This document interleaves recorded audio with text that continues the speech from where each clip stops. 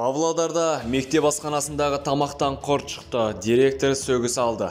Ассалаумағалейкум құрметті тыңдаушылар, қайырлы таң баршаларыңызға. Бүгін Павлодарда мектеп асханасындағы тамақтан құрт шықты. Осы жағдайдан кейін директор сөгіс алды деп хабарлайды Закон КЗ, Павлодар Ньюс КЗ-ге сілтеме жасап. Павлодар қаласының білім беру бөлімінің басшысы Қуаныш Қыдыралинің айтуынша, Мұхтар Әуезов атындағы орта білім мектебінің директорына сөгіс алды.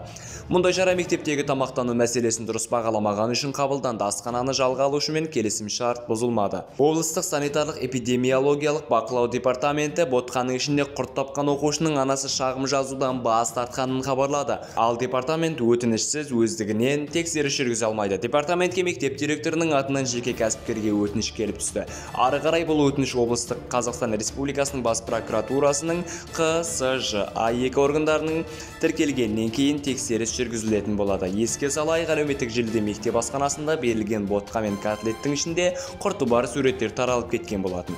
Мектеп әкімшілігі бұл жағдайды растайды, бірақ та пісірілген ботқаның жармасы бұзылмағанын атап өтті.